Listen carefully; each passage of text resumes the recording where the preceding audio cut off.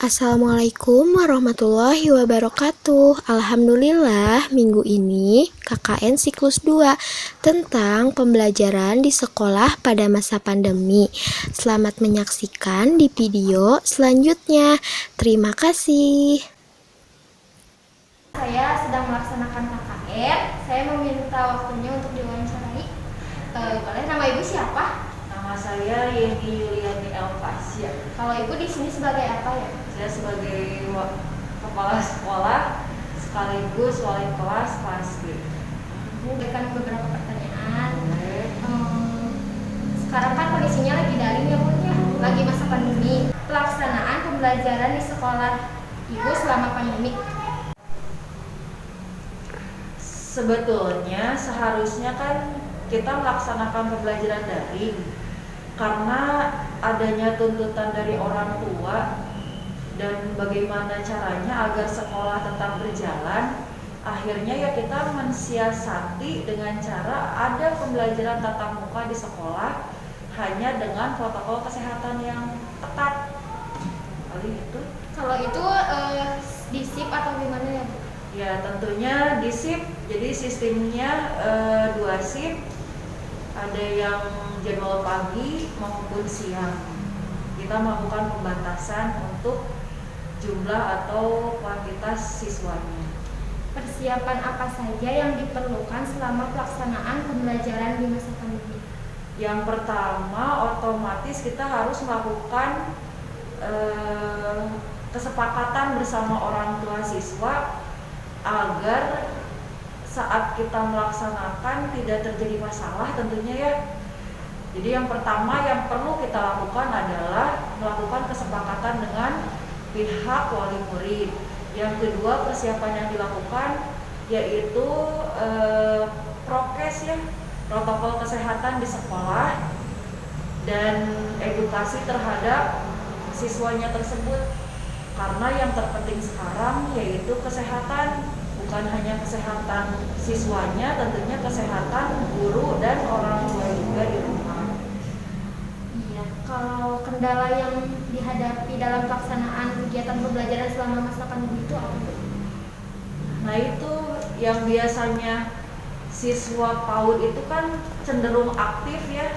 Sekarang kegiatan bermain di luar kita batasi, malah ada beberapa kegiatan di luar yang kita tiadakan. Jadi cenderung ya kita karena harus memperhatikan kesehatan siswa yang kita utamakan, jadinya banyak pembelajaran yang harusnya mengolah fisik anak, terus sosialisasi komunikasi anak, banyak hal dari situ yang banyak pembatasan jadinya gitu, yang harusnya maksimal untuk anak usia dini.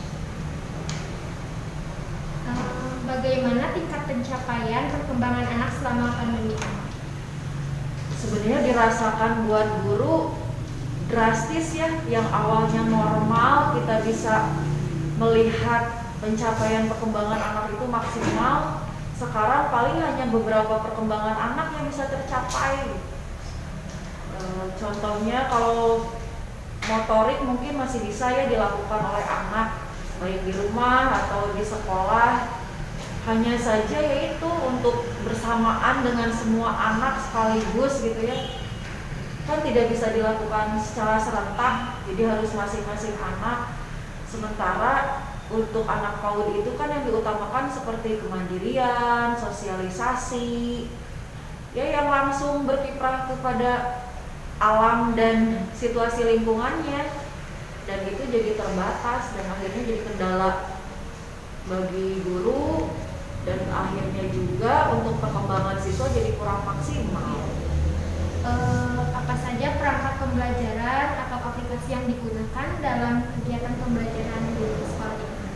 Karena kita tidak hanya melakukan PTM ya, tapi kita juga melakukan daring untuk siswa yang misalkan ada keluarganya yang sakit.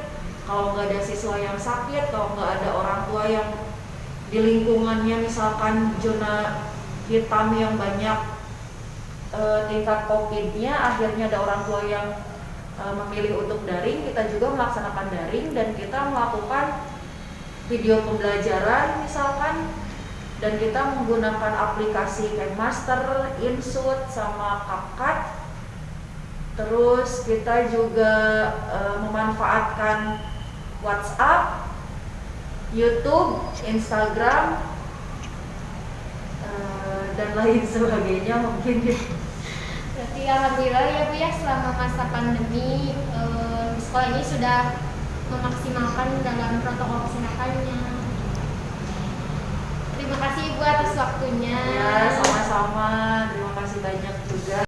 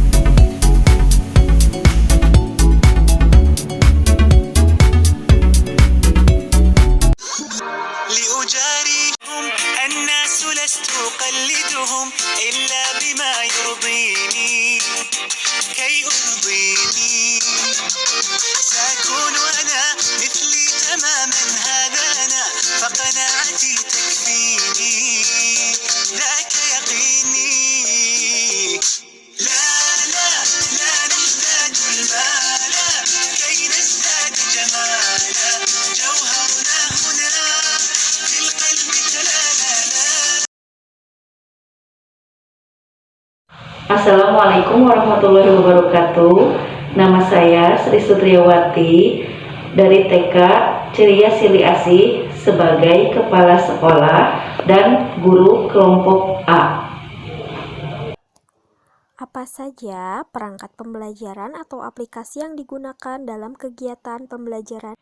Mengenai perangkat pembelajaran atau aplikasi yang digunakan sebagai pembelajaran media online atau belajar dari rumah, kami menggunakan WhatsApp karena di sini kami menggunakan foto, video, voice note, dan video call, sehingga orang tua di sini sangat antusias sekali dalam melaporkan tugas anak-anak di rumah selama pembelajaran pandemi COVID-19.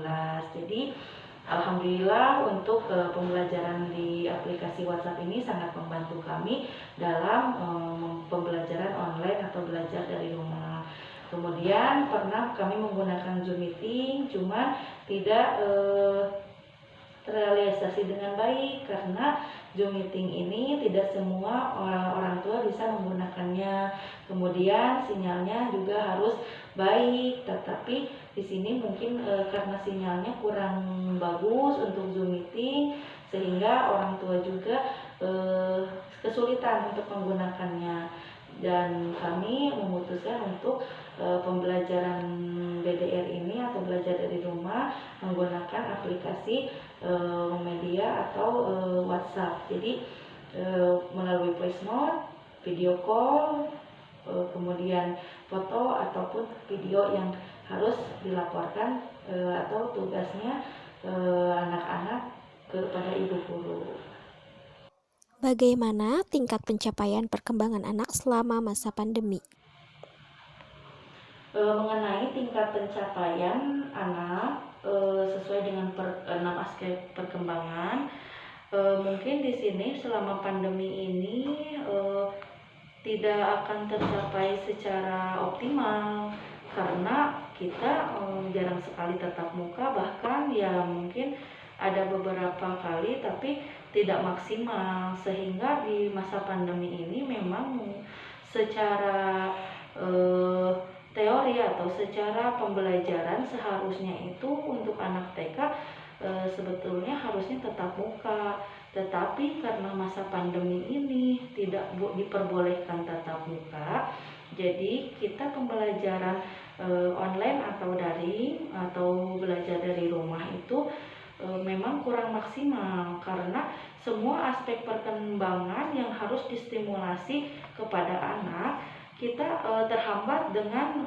jarak, dengan waktu, kemudian dengan adaptasi yang seharusnya anak-anak lakukan ini tidak ada, kemudian sosial juga, sehingga 6 aspek perkembangan yang seharusnya distimulasi oleh ibu guru TK atau guru TK Ceria Sili Asih itu tidak maksimal kepada anak karena anak tidak langsung tatap muka dengan ibu guru di TK atau di sekolah gitu. Jadi mungkin untuk tingkat pencapaian anak ini selama masa pandemi dalam pembelajaran belajar dari rumah atau online ini sangat tidak maksimal karena pencapaian ini yang diharapkan 6 aspek perkembangan ini distimulasi sesuai dengan kurikulum, tetapi di sini kurang maksimal seperti itu karena masa pandemi ini. Kendala apa yang dihadapi dalam pelaksanaan kegiatan pembelajaran?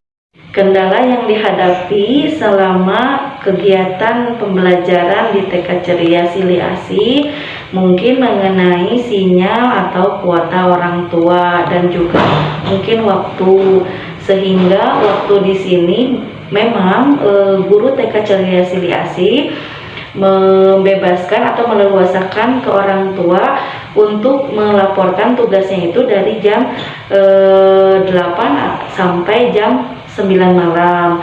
Tetapi kadang orang tua itu ada yang bekerja dua-duanya sehingga laporannya itu bisa malam, mungkin karena membimbing anaknya itu setelah pulang bekerja.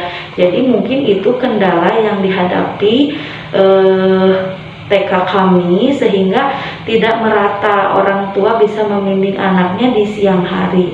Seperti itu kendalanya mungkin ya.